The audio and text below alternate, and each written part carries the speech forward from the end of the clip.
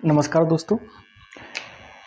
देखिए, पिछले वीडियो में हमने 10th क्लास की जो साइंस स्टार्ट की थी उसके अंतर्गत हमने सामान्य परिचय वाला टॉपिक देख लिया था, सिलेबस पर चर्चा की थी। उसके बाद में थोड़ी चर्चा हमने आवर्त सारणी पर कर ली थी। आज हम चैप्टर को स्टार्ट कर रहे हैं। पहला ही चैप्टर हम ले रहे हैं। हमने विज्ञान के सिलेबस के अंतर्गत देखा था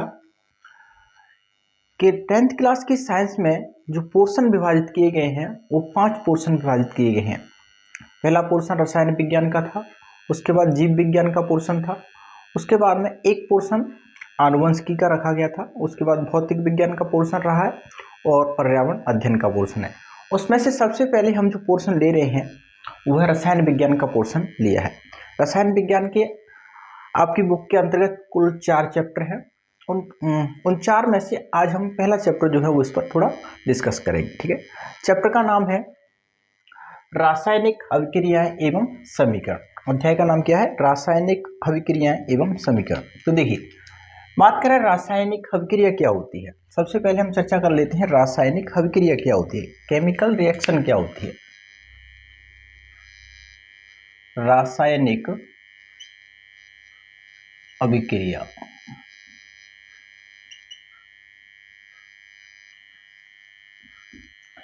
देखिए, कोई भी तत्व, पदार्थ कह सकते हो, यौगिक कह सकते हो, है ना। कोई भी तत्व, पदार्थ या यौगिक आपस में क्रिया करके जब किसी नए उत्पाद का निर्माण करता है तो यह जो क्रिया होती है, अगर वो रासायनिक रूप में देखा जाए तो रासायनिक अभिक्रिया होती है, क्योंकि इसमें जो क्रिया कर रहे हैं वो सभी तत्व कैसे हैं? रासायनिक तत्व हैं या रासायनिक यौगिक हैं। तो ऐसी अभिक्रिया जो होती है वह रासायनिक अभिक्रिया कहलाती है। रासायनिक अभिक्रिया की सीधी परिभाषा ये बन जाएगी। इसमें आपके लिए 2 पोर्शन है। एक पोर्शन है वो रासायनिक अभिक्रियाओं का पोर्शन है, जिसमें आपको रासायनिक अभिक्रिया के प्रकार पूछे जाएंगे। क्वेश्चन कैसे बनेंगे इस बात पर चर्चा करें तो इस चैप्टर से रासायनिक अभिक्रियाओं के प्रकार, है ना, वो प्रकारों के अंतर्गत आपको 7 अभिक्रियाएं दे रखी हैं, लेकिन हम 9 अभिक्रियाओं के बारे में पढ़ेंगे, क्योंकि पाठ के अंत में जो अन्य महत्वपूर्ण बिंदु होते हैं उसके अंतर्गत ऊष्माक्षेपी और ऊष्माशोषी, है ना, एक्सोथर्मिक एंड एंडोथर्मिक रिएक्शन जो है उनके नाम दे रखे हैं, केवल परिभाषाएं दे रखी हैं। पाठ के अंदर उनके बारे में किसी प्रकार की चर्चा नहीं है, लेकिन फिर भी हम उनको देख लेंगे। ठीक है, तो कुल हम 9 अभिक्रियाओं के बारे में इसके अंतर्गत अध्ययन करेंगे, जिसमें एक पढ़ेंगे हम संयोजन अभिक्रिया, एक पढ़ेंगे वियोजन या विखंडन अभिक्रिया, एक पढ़ेंगे विस्थापन अभिक्रिया और एक है द्विविस्थापन अभिक्रिया। उसके बाद में उपचयन और अपचयन अभिक्रिया पढ़ेंगे, और इन दोनों से मिलती जुलती अभिक्रिया रेडॉक्स अभिक्रिया। 7 ये हो गई। उसके बाद में 2 अभिक्रिया ऊष्माशोषी और ऊष्माक्षेपी अभिक्रिया। ठीक है, कुल 9 अभिक्रियाओं का अध्ययन करेंगे। और उसके बाद में इस पहले अध्याय का सेकंड जो पोर्शन है वह है समीकरण वाला, रासायनिक समीकरण वाला। रासायनिक समीकरण से आपके यहाँ से जो क्वेश्चन बनेगा वह है संतुलित करने के नियम पूछ सकता है आपसे, या कोई समीकरण आपको दे सकता है, कोई रासायनिक अभिक्रिया लिख देगा समीकरण के रूप में और कहेगा कि निम्न रासायनिक समीकरण को संतुलित अवस्था में लिखिए। तो संतुलित करने के लिए आपको रासायनिक समीकरण यहाँ से आ सकता है। 2 तरह के यहाँ से क्या बनेंगे? क्वेश्चन बनेंगे। पहला पोर्शन इसमें हम ले रहे हैं वो रासायनिक अभिक्रियाओं वाला ले रहे हैं। रासायनिक अभिक्रियाओं की परिभाषा आपसे नहीं पूछी जाएगी, रासायनिक अभिक्रियाओं के प्रकारों से जो क्वेश्चन बनता है वहां से आपसे क्वेश्चन पूछा जा सकता है। ठीक है, तो प्रकारों की चर्चा करेंगे, लेकिन पहले देख लेते हैं रासायनिक अभिक्रिया होती क्या है और इसे कैसे लिखा जाता है। तो परिभाषा मैंने अभी बतलाई थी, वही परिभाषा आप लिख लीजिए। परिभाषा है किसी तत्व, यौगिक या पदार्थ आपस में क्रिया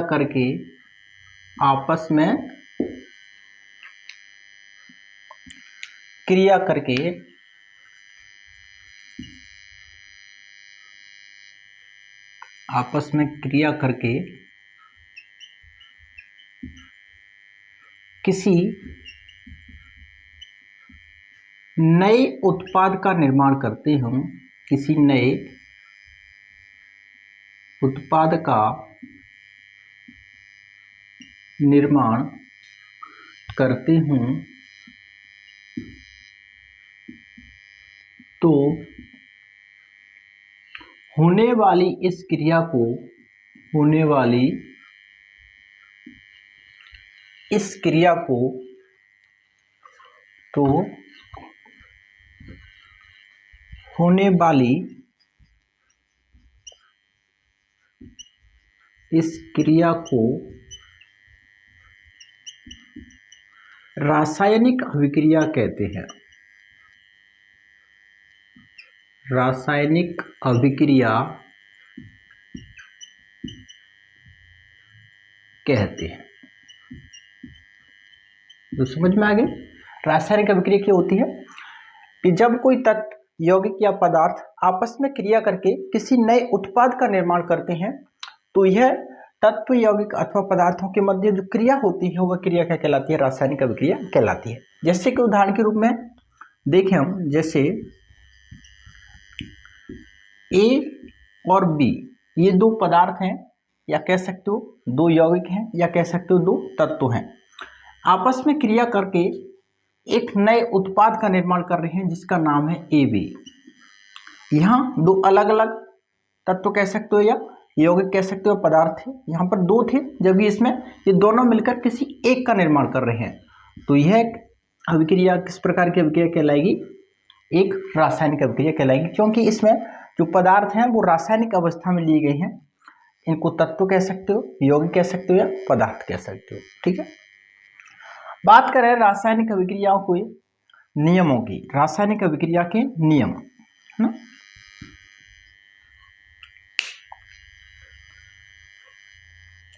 इनको लिखा कैसे जाता है? तो एक छोटी सी हेडिंग डाले ना, रासायनिक अभिक्रिया के नियम। रासायनिक अभिक्रिया के नियम। ठीक है, देखिए जैसे हमने यहाँ एक अभिक्रिया को प्रदर्शित किया तो इसमें तीन चीजें आपको नजर आ रही होंगी। पहली, इधर तीर के चिन्ह, मध्य में तीर का चिन्ह है और तीर के चिन्ह के इधर वाले कुछ पदार्थ हैं और तीर के चिन्ह के बाद वाले भी कुछ पदार्थ इसमें नजर आपको आ रहे होंगे। तो तीर का जो चिन्ह होता है ना, जिस तरफ तीर में चिन्ह लगा होता है, जैसे कि इधर से इस ओर ये तीर का चिन्ह है, तो ये इसकी गतिशीलता को प्रदर्शित कर रहा है। तीर का चिन्ह किसको? इसकी गतिशीलता को, मतलब ये वाले पदार्थ आपस में क्रिया करके इस पदार्थ का निर्माण कर रहे हैं। अगर ये तीर का चिन्ह इधर से हटके इधर की ओर लगा होता तो इसकी दिशा फिर उल्टी हो जाती, मतलब ये वाले पदार्थ क्रिया करके या टूट करके इन पदार्थों में विखंडित हो रहे हैं, है ना। तो तीर का चिन्ह किसको प्रदर्शित करता है? तीर का जो चिन्ह होता है वो यह दर्शाता है कि रासायनिक अभिक्रिया किस दिशा की ओर हो रही है। अगर मान लीजिए तीर का चिन्ह जो है वो दोनों दिशाओं की ओर होता, मतलब ऐसे होता, एक तीर का चिन्ह जो है वो इधर जा रहा है जबकि एक तीर का चिन्ह इधर जा रहा है, तो हम कह सकते कि यह रासायनिक अभिक्रिया कैसी है? उत्क्रमणी रासायनिक अभिक्रिया है, मतलब दोनों दिशाओं की ओर चलने वाली रासायनिक अभिक्रिया है। ठीक है, तो फिलहाल ऐसा यहाँ पर कुछ नहीं है, केवल एक ही दिशा की ओर ये तीर का चिन्ह है। तो ये कैसी रासायनिक अभिक्रिया है? ये अनुत्क्रमणी रासायनिक अभिक्रिया है, मतलब एक ही दिशा की ओर चलने वाली रासायनिक अभिक्रिया है। तो रासायनिक अभिक्रिया को लिखने के नियम, पहला नियम क्या है? रासायनिक अभिक्रिया में इधर वाले जो पदार्थ होते हैं ना, इन्हें कहते हैं बाईं ओर के पदार्थ, जबकि इधर वाले जो पदार्थ होते हैं उन्हें कहते हैं दाईं ओर के पदार्थ। तो रासायनिक अभिक्रिया में तीर के चिन्ह के दोनों ओर दो प्रकार के पदार्थ होते हैं। तीर के चिन्ह के बाईं ओर के जो पदार्थ होते हैं उन्हें अभिकारक या क्रियाकारक पुकारा जाता है। तीर के चिन्ह के बाईं ओर के जो पदार्थ होते हैं उन्हें अभिकारक या क्रियाकारक पुकारा जाता है, जबकि तीर के चिन्ह के दाईं ओर के जो पदार्थ होते हैं, तत्व कह सकते हो, इनको यौगिक भी कह सकते हो। अगर तत्व फॉर्म में है तो तत्व, यौगिक फॉर्म में है तो यौगिक या पदार्थ कह सकते हो आप। तीर के चिन्ह के दाईं ओर के जो पदार्थ या यौगिक होते हैं इन्हें उत्पाद या क्रियाफल नाम से पुकारा जाता है। मध्य में तीर का चिन्ह होता है। क्रियाकारक और क्रियाफल के मध्य में क्या होता है? तीर का चिन्ह होता है जो अभिक्रिया की दिशा को प्रदर्शित करता है। अगर केवल एक दिशा की ओर तीर का चिन्ह लगा हुआ है तो वह अभिक्रिया कौन सी अभिक्रिया कहलाएगी? अनुत्क्रमणीय रासायनिक अभिक्रिया कहलाएगी। जबकि दोनों दिशाओं की ओर अगर तीर का चिन्ह लगा हुआ है तो वो उत्क्रमणीय रासायनिक अभिक्रिया कहलाएगी। ठीक है ना। ये रासायनिक अभिक्रियाओं को लिखने के कुछ क्या है? नियम है। एक बात और याद रखना, यहाँ पर हमने मेंशन नहीं किया है, लेकिन अगर कोई यहाँ पर हम कोई तत्व लेते या को लेते तो उसमें हमको दर्शाना पड़ता। इनकी अवस्थाएं भी साथ में लिखी जाती है। मान लीजिए अवस्थाएं पदार्थों की आपको पता होगा 3 प्रकार की होती हैं। एक ठोस अवस्था होती है, एक द्रव अवस्था होती है और एक गैसीय अवस्था होती है। पदार्थ की 3 अवस्थाएं होती है ना, पदार्थ की अवस्थाएं। वैसे आपने 9th क्लास में देखा होगा कि पदार्थ की जो कुल अवस्थाएं होती हैं वो कितनी होती हैं, 5 होती हैं, है ना। 3 से आप अच्छी भली भांति परिचित होंगे, ठोस, द्रव और गैस। लेकिन 2 अवस्थाएं और होती हैं। कौन कौन सी? एक तो होती है प्लाज्मा अवस्था और एक होती है बीईसी, बॉस आइंस्टीन कंडेंसेशन अवस्था। ये कुल 5 अवस्थाएं होती हैं, लेकिन वर्तमान में प्लाज्मा अवस्था और बीईसी अवस्था के बारे में ज़्यादा हमें जानकारी अभी प्राप्त हुई नहीं है, उन पर अभी रिसर्च हो रही है। तो केवल हम 3 अवस्थाओं के बारे में ही अध्ययन करते हैं। कौन कौन सी? एक होती है हमारी ठोस अवस्था, ठोस अवस्था, एक होती है हमारी द्रव अवस्था और एक होती है हमारी गैसीय अवस्था या गैस अवस्था। ठोस को अंग्रेजी में सॉलिड बोला जाता है। क्या बोला जाता है ठोस को अंग्रेजी में? Solid, SOLID, solid. द्रव को अंग्रेजी में लिक्विड बोला जाता है, लिक्विड, LIQUID, लिक्विड। और जबकि गैस को अंग्रेजी में गैस ही बोलते हैं, GAS। तो इन अवस्थाओं को प्रदर्शित करने के लिए हम इन अवस्थाओं का अंग्रेजी जो मीनिंग है सॉलिड, लिक्विड, गैस, इनका पहला अक्षर ले लेते हैं। ठोस के लिए S, द्रव के लिए L, जबकि गैसीय अवस्था के लिए G शब्द का हम इस्तेमाल करते हैं। एक अवस्था और होती है ना, AQ। आपने कुछ कुछ पदार्थों के पीछे ऐसे लिखा होगा, देखा होगा। जैसे कि बात करें H2O और पीछे लिखा होगा AQ, है ना। तो ये एक अवस्था और होती है। AQ का मतलब होता है एक्वस, AQUAS। एक्वस का अर्थ होता है अधिशीतित द्रव, अधिशीतित द्रव मतलब ऐसा पदार्थ जो ना तो पूरी तरह से द्रव अवस्था में है और ना ही पूरी तरह से सॉलिड अवस्था में है। तो उन पदार्थों को बोला जाता है एक्वस पदार्थ, अधिशीतित द्रव कह सकते हैं उनको। उनको प्रदर्शित करने के लिए किस शब्द का उपयोग करते हैं? AQ शब्द का उपयोग कर सकते हैं। या फिर कह सकते हो, मान लीजिए आपकी बुक में उदाहरण आएंगे कि अगर कोई पदार्थ जलीय अवस्था में है, कोई पदार्थ आएगा कि जलीय अवस्था, किसी पदार्थ की जलीय अवस्था में, जलीय अवस्था, तो जलीय अवस्था के लिए भी आप क्या यूज करोगे? एक्वस शब्द का उपयोग करोगे। मान लीजिए कोई ठोस पदार्थ जल में घुला हुआ है तो वह क्या बन जाएगा? फिर एक्वस बन जाएगा, ठीक है ना। तो वहां प्रदर्शित करने के लिए क्या लेंगे आप? AQ शब्द का इस्तेमाल करोगे, ठीक है। तो 4 नियम हो गए आपका। पहला, तीर के चिन्ह के बाईं ओर के पदार्थ अभिकारक या क्रियाकारक कहलाते हैं। तीर के चिन्ह के दाईं ओर के पदार्थ उत्पाद या क्रियाफल कहलाते हैं। अभिक्रिया के मध्य में तीर का चिन्ह होता है जो अभिक्रिया की क्रियाशीलता या गतिशीलता को प्रदर्शित करता है। अगर अभिक्रिया के मध्य में केवल एक ही तीर का चिन्ह है तो ऐसी रासायनिक अभिक्रिया कौन सी कहलाएगी? हमारी अनुत्क्रमणी रासायनिक अभिक्रिया कहलाएगी। जबकि अगर दोनों दिशाओं की ओर तीर का चिन्ह लगा हुआ है तो ऐसी रासायनिक अभिक्रिया उत्क्रमणी रासायनिक अभिक्रिया कहलाएगी। अभिकारक तथा उत्पादों को उनकी भौतिक अवस्थाओं के द्वारा प्रदर्शित किया जाता है और भौतिक अवस्थाओं को प्रदर्शित करने के लिए नीचे पदार्थों या तत्वों के नीचे कोष्ठक में अवस्थाओं का एक एक सिंगल अक्षर लिखा जाता है। जैसे कि यहाँ बात करूँ, इनको अवस्थाओं के द्वारा कैसे प्रदर्शित करेंगे, तो इसको आप प्रदर्शित करते हैं। मान लीजिए कि A जो है कोई पदार्थ है और वो सॉलिड अवस्था में है, तो सॉलिड के लिए क्या लिखेंगे आप? कोष्ठक में यहाँ पर S लिख देंगे। क्या लिख देंगे? S। ये B जो पदार्थ है मान लीजिए द्रव अवस्था में है, तो इसके लिए आप क्या लिख दोगे? लिक्विड, स्मॉल में लिखेंगे, ध्यान रखना स्मॉल अक्षर में लिखेंगे, ठीक है ना। और मैंने आपको बताया सॉलिड और लिक्विड पदार्थों का मिश्रण जो होता है वो क्या कहलाता है? एक्वस कहलाता है। तो एक्वस के लिए आप क्या लिख दोगे यहाँ पर? AQ। क्या लिख दोगे? AQ। और अगर कोई पदार्थ गैसीय अवस्था में होता तो उसके लिए कौन सा अक्षर यूज करते? स्मॉल G अक्षर यूज करते हैं, ठीक है। तो ये कुछ रासायनिक अभिक्रियाओं को लिखने के क्या है, नियम है। इन नियमों के बारे में आपको जानकारी होनी चाहिए। तो चलिए एक एक से नियमों के बारे में क्या करते हैं, हम चर्चा कर लेते हैं। ठीक है,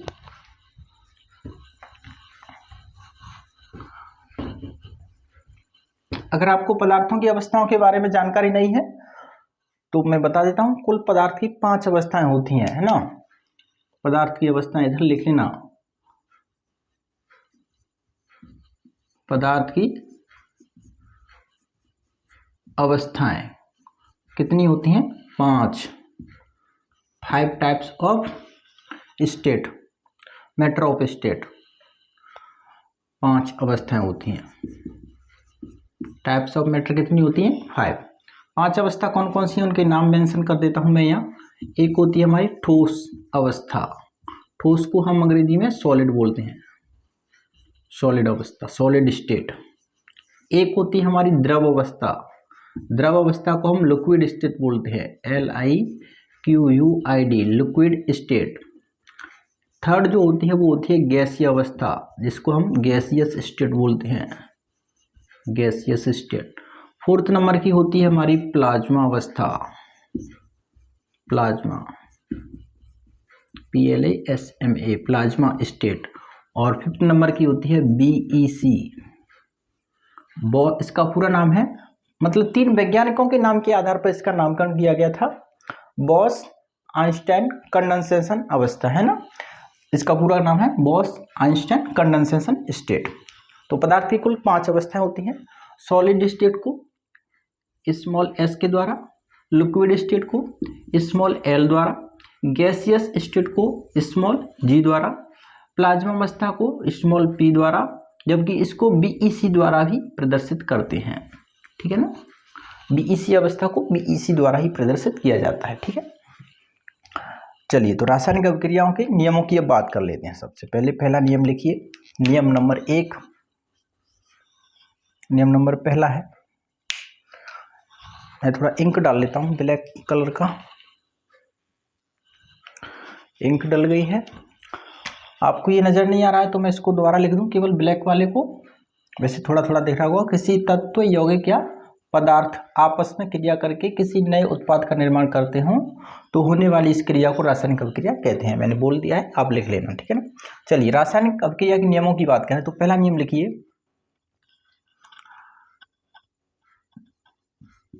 तीर के चिन्ह के बाईं ओर के पदार्थ, बाईं ओर के पदार्थ। देखिए अगर आपको ये मैं जो लिख रहा हूं अगर अच्छा नजर नहीं आ रहे हैं, छोटे नजर आ रहे हैं, तो आप कमेंट कर देना, मैं कोशिश करूंगा कि बड़े अक्षर लिख दूं। ठीक है ना, मैं छोटे अक्षर किस लिए लिख रहा हूं कि मैं सोच रहा हूं कि बोर्ड पर अधिक से अधिक चीज जो है वो एक बार में आपको मेंशन करा दूं, इसलिए थोड़ा छोटे अक्षर में लिख रहा हूं। लेकिन फिर भी अगर आपको थोड़ी नजर की आपको समस्या है तो आप कमेंट कर देना, बड़े अक्षर लिख दिए करेंगे। ठीक है, हाँ, तीर के चिन्ह के बाईं ओर के पदार्थ क्रियाकारक, क्रियाकारक अथवा अभिकारक कहलाते हैं, अभिकारक कहलाते हैं। ठीक है, नियम नंबर पहला हो गया। दूसरा लिखिए, तीर के चिन्ह के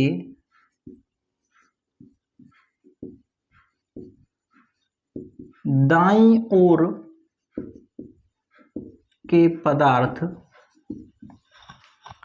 उत्पाद अथवा क्रियाफल कहलाते हैं, उत्पाद अथवा क्रियाफल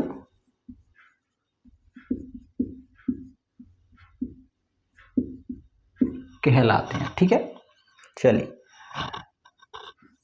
अगला लिखिए, मध्य में स्थित तीर का चिन्ह, अभिक्रिया के मध्य में स्थित तीर का चिन्ह, मध्य में स्थित तीर का चिन्ह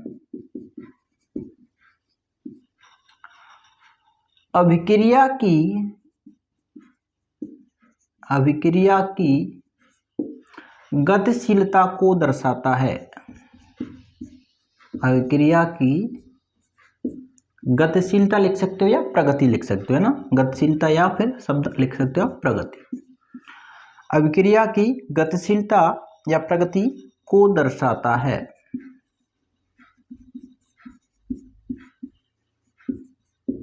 ठीक है, चलिए नियम नंबर 4 लिखिए।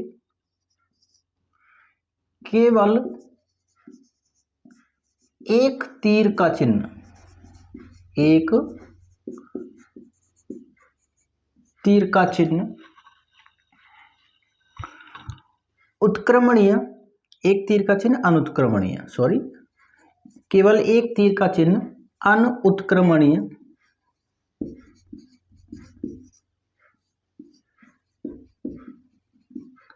अभिक्रिया,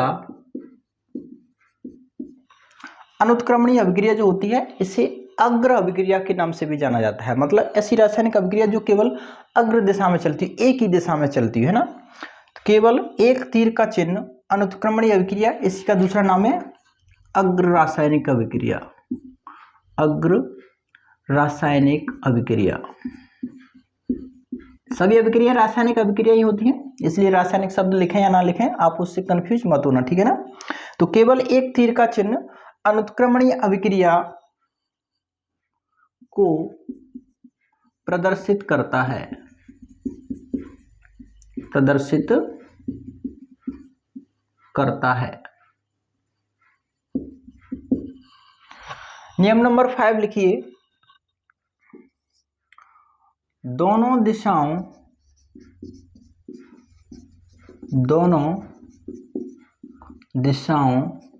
में लगा तीर का चिन्ह, दोनों दिशाओं में कैसे?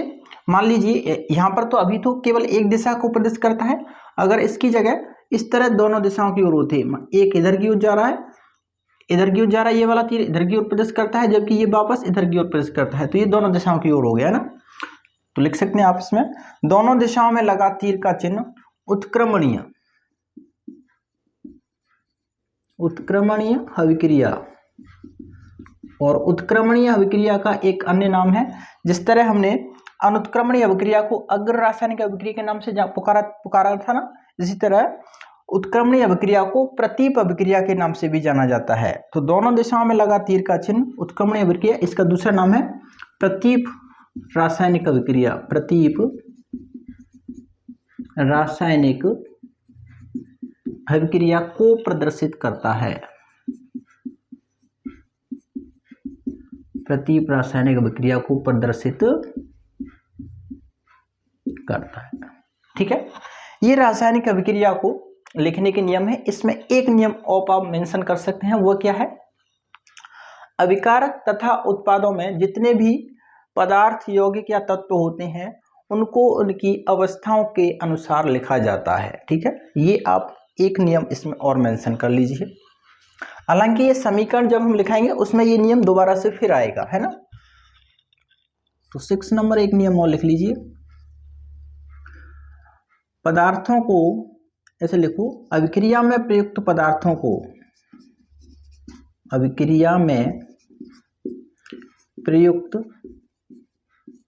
तथा बनने वाले, प्रयुक्त का मतलब अभिकारक वाले और बनने वाले मतलब उत्पाद वाले, है ना।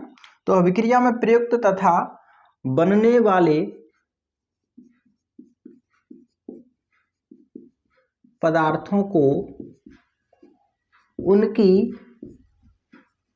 भौतिक अवस्थाओं, भौतिक अवस्था मतलब ठोस अवस्था में है, द्रव अवस्था में है, गैसीय अवस्था में, बनने वाले पदार्थों को उनकी भौतिक अवस्थाओं द्वारा प्रदर्शित किया जाता है, भौतिक अवस्थाओं द्वारा प्रदर्शित किया जाता है। और भौतिक अवस्थाओं द्वारा प्रदर्शित करने के लिए क्या करते हैं? पदार्थ तत्व या यौगिक के नीचे कोष्ठक में अवस्था का पहला सिंबल, पहला अक्षर स्मॉल लेटर्स में लिखा जाता है। ठीक है, ये बात आप याद रख लेना। तो ये रासायनिक अभिक्रिया की परिभाषा और रासायनिक अभिक्रिया को लिखने के नियम हो गए। 6 नियम है। पहला नियम है तीर के चिन्ह के बाईं ओर के, मतलब इधर वाले जो पदार्थ होते हैं वो क्या कहलाते हैं, क्रियाकारक, या इनका दूसरा नाम है अभिकारक कहलाते हैं। जबकि तीर के चिन्ह के दाईं ओर के पदार्थ जो होते हैं वो उत्पाद या क्रियाफल कहलाते हैं। और मध्य में स्थित तीर का चिन्ह अभिक्रिया की गतिशीलता को प्रदर्शित करता है। अगर केवल एक तीर का चिन्ह हो तो वह अनुत्क्रमणीय अभिक्रिया होने का संकेत है। अनुत्क्रमणीय अभिक्रिया को अग्र रासायनिक अभिक्रिया के नाम से भी पुकारते हैं। और अगर दोनों दिशाओं में तीर का चिन्ह लगा हुआ है तो वह उत्क्रमणीय रासायनिक अभिक्रिया को प्रदर्शित करता है। और इस रासायनिक अभिक्रिया का दूसरा नाम क्या है, प्रतीप रासायनिक अभिक्रिया। और अभिक्रिया में प्रयुक्त या तथा बनने वाले पदार्थ जो होते हैं उनको उनकी भौतिक अवस्थाओं के अनुसार लिखा जाता है।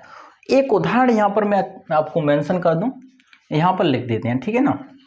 जैसे कि N2 प्लस 3H2, मैं संतुलित रासायनिक समीकरण लिख रहा हूँ, ठीक है ना। N2 plus 3H2 nitrogen gas है, हाइड्रोजन गैस है। अभिक्रिया करके क्या बना रही है, अमोनिया NH3 गैस बना रही है और 2NH3 बनाएगा। संतुलित मैंने कर दिया, ठीक है ना। संतुलित के लिए आप देख लीजिए, 2 नाइट्रोजन इधर है तो 2 नाइट्रोजन इधर हो गई। हाइड्रोजन कितनी है, 3 गुणा 6, 3 गुणा 2 बराबर 6, तो यहाँ पर 3 गुणा 2 बराबर 6, तो संतुलित रासायनिक समीकरण है। ये क्या है, नाइट्रोजन है। नाइट्रोजन गैसीय अवस्था में तो यहाँ G लिख देंगे।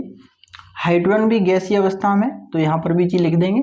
जबकि अमोनिया जो है वो थोड़ी लिक्विड अवस्था कह सकते हो या गैसीय अवस्था भी कह सकते हो, क्योंकि थोड़ी भारी सी होती है, ठीक है ना। तो ये भी कौन सी हमारी अमोनिया जो है वो भी गैसीय अवस्था में, यहाँ पर की बात करें, ठीक है ना। हालांकि कुछ रासायनिक अभिक्रियाओं में इनकी अवस्थाएं जो है वो अलग अलग रह भी सकती हैं, ठीक है।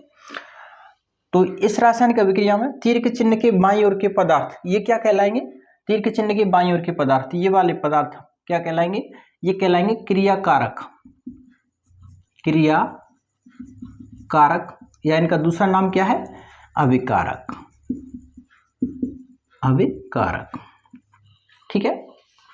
तीर के चिन्ह के दाईं ओर के पदार्थ, इधर वाले पदार्थ ये क्या कहलाएंगे, अमोनिया बन रही है ना, अभिक्रिया करके अमोनिया का निर्माण हो रहा है। NH3 अमोनिया को बोलते हैं, अमोनिया बन रही है, इसको हम बोलेंगे उत्पाद।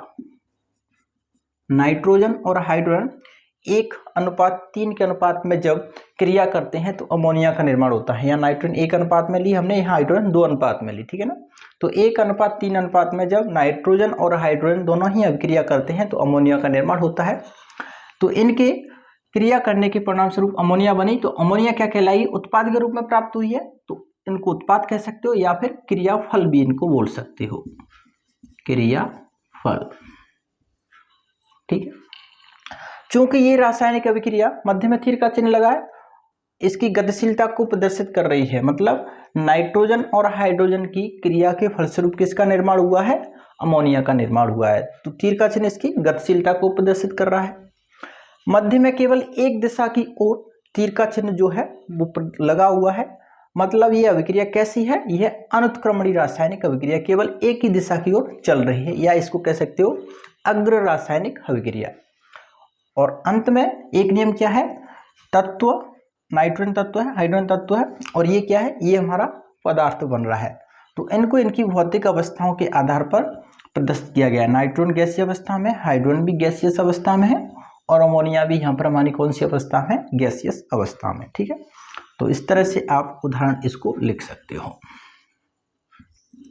रासायनिक अभिक्रिया की परिभाषा के बाद में मैंने जैसे यहाँ आपको उदाहरण दिया था ना, वो उदाहरण इस तरह से भी आप लिख सकते हो। कैसे, ए की जगह यहाँ पर नाइट्रोजन हो गया, बी की जगह हाइड्रोजन हो गया, और ए बी दोनों अभिक्रिया करके, तो इसमें नाइट्रोजन और हाइड्रोजन दोनों अभिक्रिया करके किसका निर्माण कर रहे हैं, ए बी की जगह यहाँ पर क्या हो गया, NH3 अर्थात अमोनिया हमें प्राप्त हो गया, ठीक। स्क्रीनशॉट लेना है, स्क्रीनशॉट ले लीजिए और लिखते चल रहे हो साथ साथ में, तो वह सबसे बड़ी बात है। मैं हट जाता हूँ, स्क्रीनशॉट जिन्हें लेना है वो ले लीजिए, ठीक है। इससे आगे अब हम रासायनिक अभिक्रियाओं के प्रकारों के बारे में थोड़ी चर्चा करते हैं, ठीक है। तो आप हेडिंग डाल लीजिए, रासायनिक अभिक्रियाओं के प्रकार।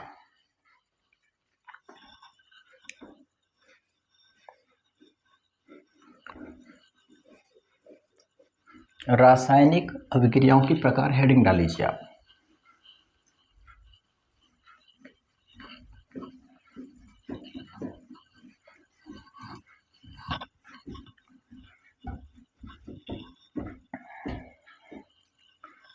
पहले मैं सभी रासायनिक अभिक्रियाओं के नाम लिखा देता हूं।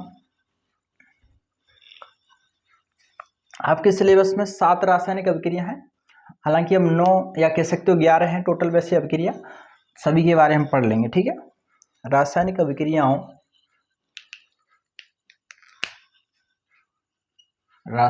अभिक्रियाओं के प्रकार, ठीक है। एक एक से में हम पहले नाम लिख लेते हैं सभी रासायनिक अभिक्रियाओं के, ठीक है। नंबर 1 है संयोजन। संयोजन रासायनिक अभिक्रिया। अब रासायनिक अभिक्रिया नाम मैं केवल एक में लिख रहा हूं, बाकी मैं नहीं लिखूंगा, ठीक है। संयोजन रासायनिक अभिक्रिया।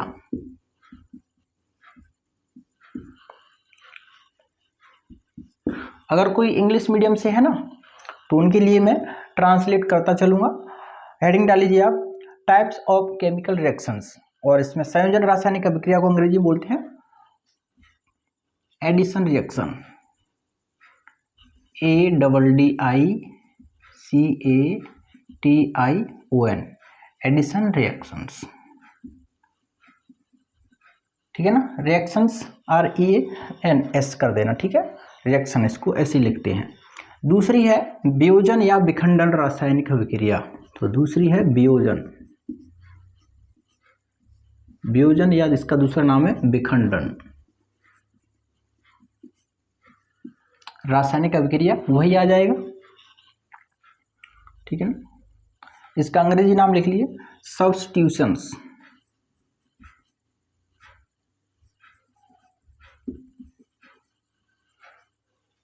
रिएक्शंस।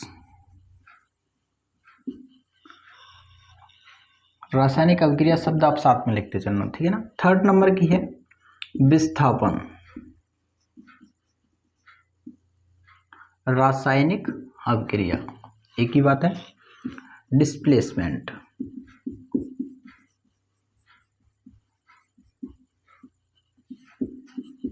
डिस्प्लेसमेंट यहाँ एक शब्द और लिख लेना केमिकल रिएक्शन। रासायनिक का अर्थ होता है केमिकल,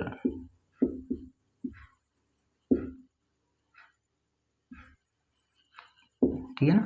केमिकल, यहां पर भी वही शब्द आएगा केमिकल, और यहां पर भी केमिकल रिएक्शन। सभी रासायनिक अभिक्रिया है, इसलिए केमिकल रिएक्शन लिखने की जरूरत नहीं है, केवल एक एक शब्द लिखना है तो वो भी लिख लीजिए आप। फोर्थ नंबर की है वो है द्विविस्थापन रासायनिक अभिक्रिया। द्विविस्थापन अंग्रेजी में बोलते हैं डबल डिस्प्लेसमेंट।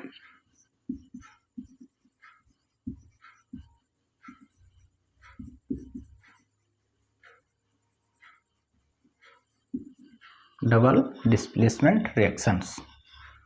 5 नंबर की है वो है अपचयन, अपचयन रासायनिक अभिक्रिया, अंग्रेजी बोलते हैं रिडक्शन, रिडक्शन केमिकल रिएक्शन।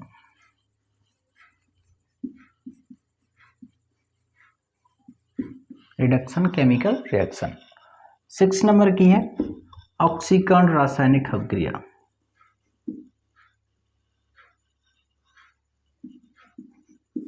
ऑक्सीकरण,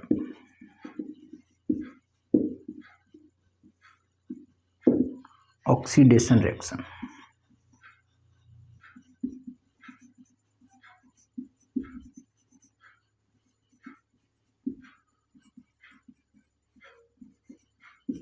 ठीक है।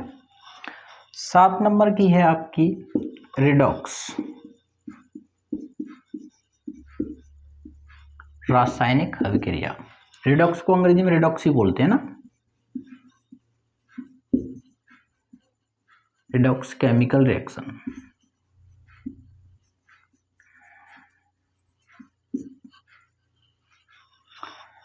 आठ नंबर की आपकी ऊष्माक्षेपी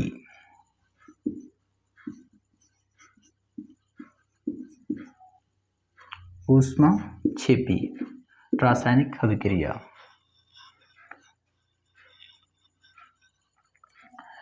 ऊष्माक्षेपी को बोलते हैं एक्जोथर्मिक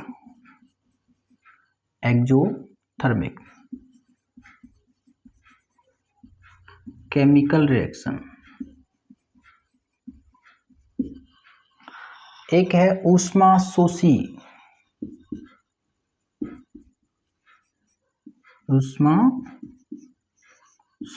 रासायनिक अभिक्रिया, इसे बोलते हैं एंडोथर्मिक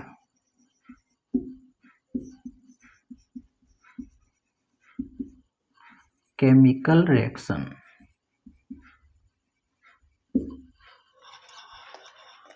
नौ तो ये हुई मुख्य, आपके सिलेबस में जो दे रखी है ना, ये 7 दे रखी हैं। इन 2 के केवल आपकी बुक में नाम दे रखे हैं, और 2 अभिक्रियाओं के नाम, चूंकि रासायनिक अभिक्रियाओं के जब हमने नियम देखे थे उसमें नाम आए थे, तो उनके बारे में एक एक लाइन के बारे में हम पढ़ लेंगे। एक एक लाइन की अभिक्रिया है। एक है उत्क्रमणीय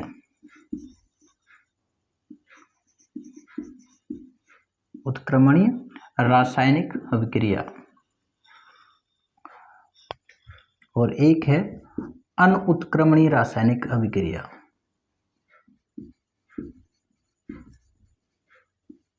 अनुत्क्रमणीय रासायनिक अभिक्रिया, तो इनके बारे में भी हम देख लेंगे, ठीक है ना। हालांकि सिलेबस में है नहीं ये वाली, इनके केवल नाम दे रखे हैं, ओनली नेम दे रखे हैं।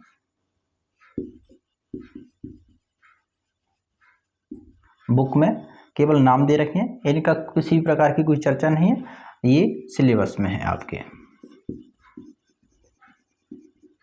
ये आपके सिलेबस में दे रखी हैं। तो एक एक से सभी रासायनिक अभिक्रियाओं के बारे में हम चर्चा करेंगे, ठीक है।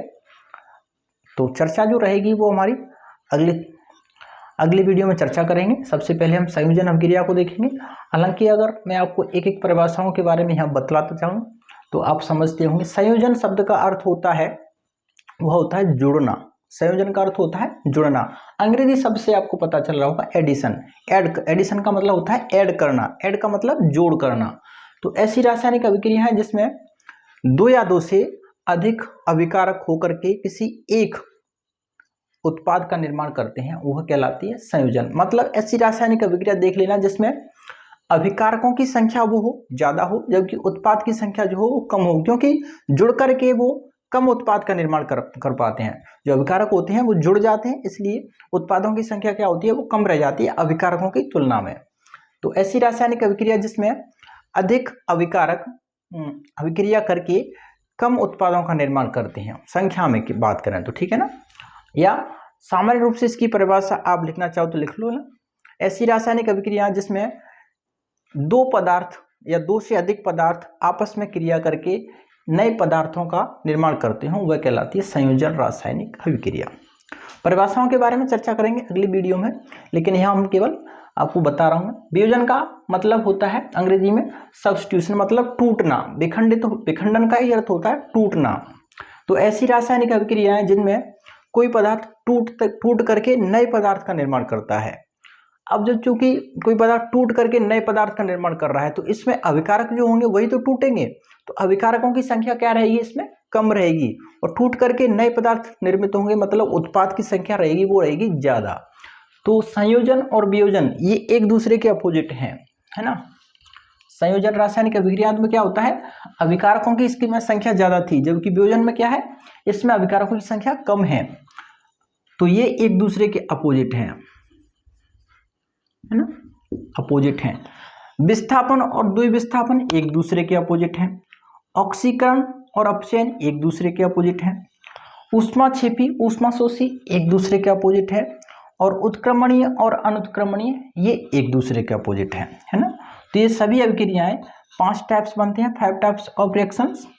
First type, second type, third type, fourth type और फिफ्थ टाइप, ये 5 टाइप बनते हैं और ये एक दूसरे के अपोजिट रहते हैं, ठीक है ना। तो 2 अभिक्रियाओं का मैंने आपको अर्थ समझा दिया। थर्ड नंबर की है विस्थापन, जिसे डिस्प्लेसमेंट बोलते हैं। अंग्रेजी शब्द डिस्प्लेसमेंट और हिंदी शब्द विस्थापन का अर्थ होता है किसी को किसी के स्थान से हटाना, है ना। तो विस्थापन का अर्थ होता है, इसमें एक सक्रियता श्रेणी आपको याद रखनी पड़ेगी। हालांकि 9th क्लास में सक्रियता श्रेणी अच्छी तरह से आपने पढ़ी होगी, दे रखी है 10th क्लास में। सक्रियता श्रेणी का कोई उल्लेख नहीं है आपके, लेकिन फिर भी हम सक्रियता श्रेणी के बारे में चर्चा करेंगे। इसमें होता क्या है, सक्रियता श्रेणी में जो अधिक सक्रिय तत्व होते हैं ना, वो कम सक्रिय तत्व को उनकी जगह से विस्थापित कर देते हैं, मतलब उसका स्थान ले लेते हैं। अधिक सक्रिय तत्व जो है वो कम सक्रिय तत्व का स्थान लेकर के नए उत्पादों का निर्माण करते हैं या नए पदार्थ का निर्माण करते हैं, तो वह रासायनिक अभिक्रिया कहलाएगी विस्थापन। और याद रखना, विस्थापन अभिक्रिया में केवल एक ही तत्व या यौगिक जो है वो किसी एक तत्व का ही विस्थापन करेगा, और जब दो तत्वों का आपस में विस्थापन हो तो वो कहलाती है फिर द्विविस्थापन। विस्थापन में केवल एक तत्व का विस्थापन होगा और द्विविस्थापन में दो तत्वों का आपस में विस्थापन होगा। इसमें दो तत्व आपस में स्थान बदलेंगे। अपचयन और ऑक्सीकरण एक दूसरे के अपोजिट हैं, है ना। इसमें क्या होता है, ऑक्सीकरण में तो क्या होता है, इसमें ऑक्सीजन जुड़ती है, जबकि अपचयन में ऑक्सीजन निकलती है। ऑक्सीकरण में हाइड्रोजन निकलती है, जबकि अपचयन में हाइड्रोजन जुड़ती है। ये एक दूसरे के अपोजिट हैं, ठीक है ना। हाँ, अपचयन और ऑक्सीकरण जब दोनों एक साथ हो जाएं, मतलब ऐसी रासायनिक अभिक्रियाएं जिनमें ऑक्सीकरण भी हो रहा है और अपचयन भी हो रहा है, वह कहलाती हैं फिर रिडॉक्स रासायनिक अभिक्रियाएं। अगली है ऊष्माक्षेपी ऊष्माशीर्षी। इनकी याद रखना, ऐसी रासायनिक अभिक्रियाएं जिनमें अभिकारकों से उत्पाद बनते समय, क्षेपी का मतलब होता है निकलना, क्षेपी का मतलब क्या होता है, उत्सर्जन होना। तो ऐसी रासायनिक अभिक्रियाएं जिनमें अभिकारकों से उत्पाद बनते समय ऊष्मा का उत्सर्जन होता हो, ऊष्मा निकलती हो, वह कहलाती हैं ऊष्माक्षेपी रासायनिक अभिक्रिया। जैसे कि आपने देखा होगा, आपके घर में सामान्य चर्चा हम करें तो दीपावली का वैसे भी टाइम आने वाला है, तो आपके घर में पुताई होगी। पुताई का मतलब पेंट होगा आपके घरों में भी, सामान्य देसी भाषा में पुताई जैसे बोलते हैं। तो अब तो खैर डिस्टेंबर वगैरह चलते हैं तो इतना कुछ नहीं देखने को मिलेगा, लेकिन फिर भी ग्रामीण क्षेत्रों में ये सब देखने को मिलता है। पहले जो पेंट करते थे ना, पुताई देसी भाषा में जिसे बोलते हैं, वो बाजार से एक खड़िया लेके आते थे, है ना। आपने देखा व्हाइट कलर के कट्टे में भर के डीम से आते थे, मोटे मोटे पत्थर जैसे, हाँ, जिसे खड़िया बोलते थे। हालांकि वो देखा जाए तो वो कैल्शियम ऑक्साइड होता है। वो क्या होता है, चूना जिसे बोला जाता है देसी भाषा में, वो कैल्शियम ऑक्साइड होता है, जिससे बिना बुझा चूना बोलते हैं, CaO, कैल्शियम ऑक्साइड होता है। उस कैल्शियम ऑक्साइड को अगर हम जल में डाल दें, है ना, उस कैल्शियम ऑक्साइड को हम पेंट करने के बनाने के लिए उसको जल में डालेंगे, तो जैसे ही हम जल में उसको डालते थे या उसके ऊपर पानी कुरते थे, तो आपने देखा होगा उसमें से गैस निकलती थी। तो वो गैस होती है कौन सी, CO2, कार्बन डाइऑक्साइड गैस उसमें से निकलती है। होता क्या है, कैल्शियम ऑक्साइड जो होता है CaO, कैल्शियम ऑक्साइड, जिसे बिना बुझा चूना बोलते हैं, इसमें हम क्या डालते हैं, पानी डालते हैं। तो पानी डालेंगे तो यह अभिक्रिया करके क्या बनता है, कैल्शियम हाइड्रोक्साइड, CaOH का होल ट्वाइस, कैल्शियम हाइड्रोक्साइड जिसे बोलते हैं बुझा हुआ चूना। इसको बिना बुझा चूना जब इसमें पानी मिला देते हैं तो ये बुझ जाता है, और बुझ जाता है मतलब इसमें से कौन सी गैस निकल जाती है, कार्बन डाइऑक्साइड गैस बाहर निकल जाती है। तो ऐसी रासायनिक अभिक्रियाएं जिनमें अभिकारकों से उत्पाद बनते समय ऊष्मा निकलती हो, वो कहलाती है ऊष्माक्षेपी रासायनिक अभिक्रियाएं। एक है हमारी ऊष्मा शोषी। ऐसी रासायनिक अभिक्रियाएं जिनमें अभिकारकों से उत्पाद बनते समय ऊष्मा की आवश्यकता होती हो, ऊष्मा का अवशोषण होता हो, वो कहलाती हैं ऊष्मा शोषी रासायनिक अभिक्रियाएं। इसका आपको एक देसी उदाहरण मैं दूं तो आप सबके घर में देखिए साधन होंगे, है ना, व्हीकल सबके घर में होंगे। तो कभी आपने पेट्रोल को अगर हाथ लगाया हो तो अपनी हथेली पर पेट्रोल को रख करके देखना, तो आप महसूस करेंगे आपकी पेट्रोल जो है वो हथेली जो है वो आपकी ठंडी हो जाती है। ऐसा किस कारण होता है, ऐसा इसलिए होता है कि जो पेट्रोल होती है वो वायुमंडल की नमी को अवशोषित कर लेती है, जिससे आपको ठंड का अनुभव होता है। तो वो वायुमंडल की नमी पेट्रोल ने अवशोषित की है। तो ऐसी रासायनिक अभिक्रिया जिसमें अभिकारकों से उत्पाद बनते समय ऊष्मा का अवशोषण होता हो, वह कहलाती ऊष्मा शोषी रासायनिक अभिक्रिया। दो हैं सेकंड हमारी उत्क्रमणीय और अनुत्क्रमणीय। इनके बारे में हम नियमों में चर्चा कर चुके हैं वैसे, लेकिन एक एक लाइन में देखें तो ऐसी रासायनिक अभिक्रियाएं जो दोनों दिशाओं की ओर चलती हों, अग्र दिशा की ओर भी चलती हो और प्रतिप दिशा की ओर चलती हो, बैकवर्ड और फॉरवर्ड दोनों दिशाओं में चलती हों, वो कहलाती हैं उत्क्रमणीय रासायनिक अभिक्रियाएं, है ना। क्या कहलाती हैं? उत्क्रमणीय रासायनिक अभिक्रियाएं। एक है हमारी लास्ट अनुत्क्रमणीय रासायनिक अभिक्रियाएं। ऐसी रासायनिक अभिक्रियाएं जो केवल सिंगल दिशा की ओर चलती हों, है ना। ऐसी रासायनिक अभिक्रियाएं जो केवल एक ही दिशा की ओर गमन करती हों वह कहलाती हैं अनुत्क्रमणीय रासायनिक अभिक्रियाएं। तो ये टाइप ऑफ रिएक्शन है, लगभग 11 टाइप्स हैं। सभी टाइपों के बारे में अगर हम व्याख्या देखें तो व्याख्या अगले वीडियो में करेंगे। आज के लिए इतना ही, मिलते हैं बाकी क्लास में। Thank you very much.